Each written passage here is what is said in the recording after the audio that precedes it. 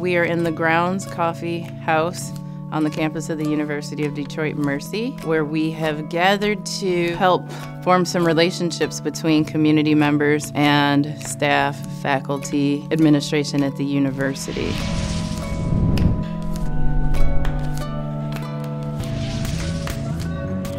We opened with an oral history from a former student who also lived in an adjacent neighborhood. As a kid, they used to have events at the university, and we used to come over to those events. And I seen the university as part of my neighborhood. We then had some panelists. We asked questions about where the relationship is between the institutions and community members, what were the obstacles, and what are the things that are good that we can build on.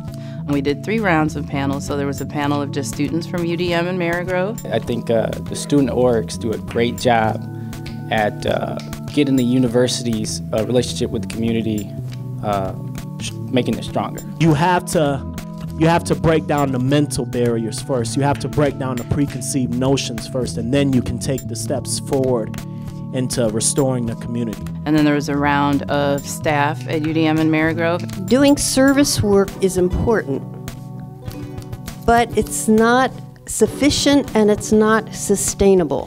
To me, the university needs to really rethink what is education for the 21st century, with the understanding that the people in the neighborhoods have things to teach us. Over this last year with Live6, there has been a lot of coming together. So I know like half of the people in this room because of all the activities that have gone on just in this last year.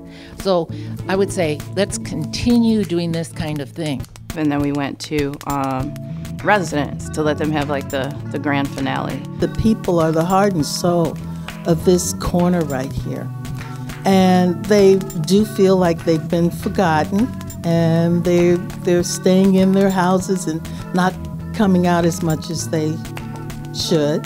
The college, for the 2nd year in a row for Arise Neighborhood Say, has opened their campus and has let us use their grounds to have our community picnic. I have walked onto campus and found a very unwelcome vibe. You know, the students don't look at you, they don't acknowledge you, they look like they're scared of you. So if you're going to invite the community onto the campus, then there needs to be something that happens on campus that says to the population that's here, you need to welcome the community onto the campus. Because if you welcome the community on, or invite the community onto the campus and the community finds the same vibration that I find when I walk onto the campus, then the community may come once, but they're not going to come back. I actually feel more comfortable on Marygrove's campus. So I understand that there is maybe some fear. I don't understand why, because although there is places that are not safe, that's everywhere all over the globe, and I think that our community is walkable. I think that there's no reason for people to be fearful. I think the perception is probably more from the media than it is from your actual walking around in it. I mean, there was a lot of drug dealers on Stouple because a lot of the kids from here was going on Stouple to buy drugs. So let's be real. When you guys wanted weed, coke, pills, you guys came off campus at night, midnight, 3 in the morning, 4 in the morning. You went off of campus, got your drugs, came back on campus, and nothing happened to you. So this misconception of this dangerous world is not true. Why don't we reach into the public school systems and figure out why we don't have kids in our community, children in our community actually going to these universities? I think what is most important is for people to see each other. I feel like people doing development work in institutions kind of see community as like this amalgamous blob, and they're not really thinking of it as a group of individual people. There's a lot of othering that takes place in these kinds of development processes, but you can see yourself and other people when people talk about their fears or negative experiences that they've had that you can relate to. You start to empathize with them, and then they're not just part of this big blob, like it's a person with a name and you care more about the outcomes for that person. You can see it in most places across the country where neighborhoods are being built up and places are being built up, but the residents who can't afford to live there are being pushed out. So you want to see the development, you want to see the place get better, but you also want the people that's been there to actually benefit from it. I would say a dream relationship would look like people in the neighborhood being able to walk freely on this campus and use services on this campus and have access to some of the expertise that they have on this campus.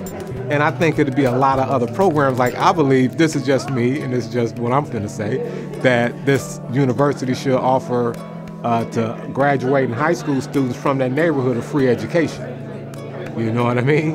Now that'd be an ideal relationship between that university and that neighborhood. And it's not like far-fetched. You know, you see it in places like Benton Harbor and other very economically depressed communities where the people from those neighborhoods get offered scholarships. And I think that will foster a great community, because now you're actually doing something to where it's not just a PR campaign. It's more or less you actually giving. This is just the beginning. The magic that I see in these kinds of things isn't necessarily like what we write on paper about it or the story we tell about the event, but like looking around the room at the end and seeing people who I know didn't know each other before, like having a conversation and exchanging contact info.